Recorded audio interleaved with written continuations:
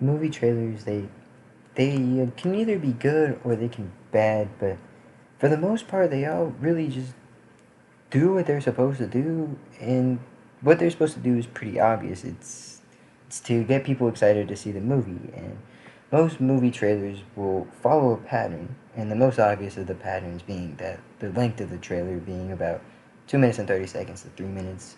But another thing that maybe isn't as noticeable is the first thing you see on the trailer will be the protagonist with like loud or quiet music in the background, but they'll always be with like light colors, whether it be like white or blue. And then if you skip ahead in trailers, and this is pretty much every trailer falls into this category of about a minute later, you're always going to see the antagonist wearing dark colors or being surrounded by dark colors. Like they're either wearing black and surrounded by red, or they're wearing red and surrounded by black. But like the point is like there's always dark colors around the antagonist, I guess, to like show that they're evil and to prove it, because I guess red and black are evil colors. And another thing is like the trailers will always have a lot of narration, and that's good or bad depending on your perspective. But the first trailer we're going to be looking at today is Star Wars The Force Awakens.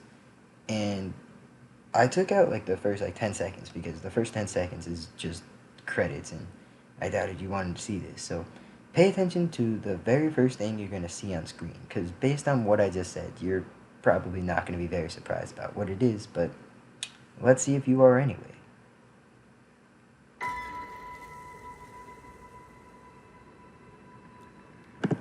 So just like I predicted, the first thing you saw on screen was the protagonist, Rey. And like I said before, what happens when you skip ahead a minute? Well, let's just find out, shall we? Nothing will stand in our way. I will finish. And look at that. The first thing you see is Kylo Ren wearing all black with a red star flying in front of him. That's crazy. It's almost like it follows a pattern or something like it. I mean, you're not going to know what that red star is when you're watching it, but you just see the color red and you see him wearing black and you just think evil. And so if you didn't see the movie, you don't know what it is, but watching the movie after, you're like, well, I mean, I guess it's just like a Star thing, but you might be thinking, well, that's just one movie. Well, here we go. I'm about to show you again. This happens again in the Batman v Superman Dawn of Justice trailer. Pay attention to the first thing you see on screen. You might be able to know what it is.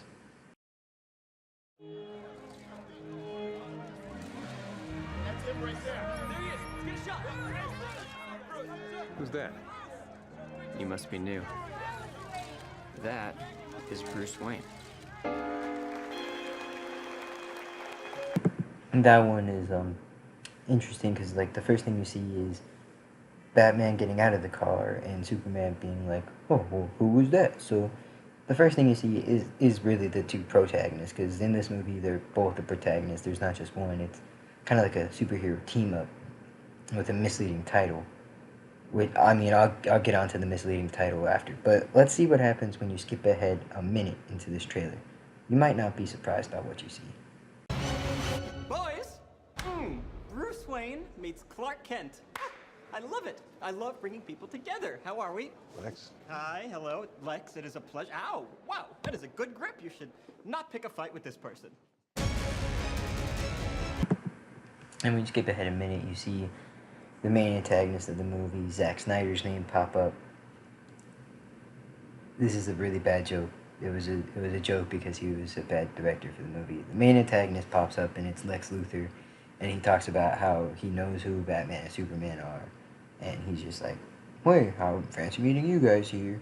Oh, you shouldn't mess with Superman. Ha ha ha ha ha." And like that movie had a bad trailer because it gives away every plot point. Like in that trailer, you see that Lex Luthor knows who Batman and Superman are. And then you're also going to see something else I really hated about this movie trailer. And it just really takes away from the surprise factor. Because just watch the clip. Just watch it. What have you done?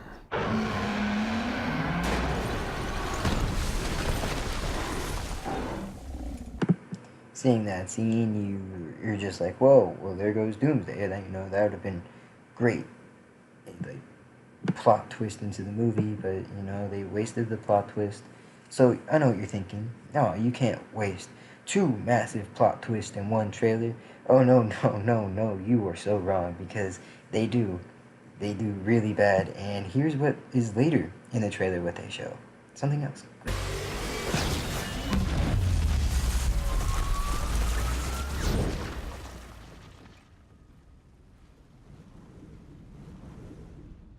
She with you? I thought she was with you. Okay, so not only did this movie trailer reveal that Lex Luthor knows who Batman and Superman are, it also shows the creation of Doomsday. It also shows that Wonder Woman's going to be in the end. It also shows that in the end, Batman, Superman, and Wonder Woman team up to beat Doomsday. So going back to when I was talking about before with the misleading titles, like there's no need to call this Batman v Superman, and they should really just call it Batman and Superman and Wonder Woman versus Doomsday and Lex Luthor, because they showed us in the trailer that Batman and Superman aren't going to be fighting for the whole movie, and it's not even going to be the main fight, because you could tell by how many explosions and all that other stuff that that's going to be the main fight in the end, and it just really ruins the movie and the experience because that trailer was just that bad.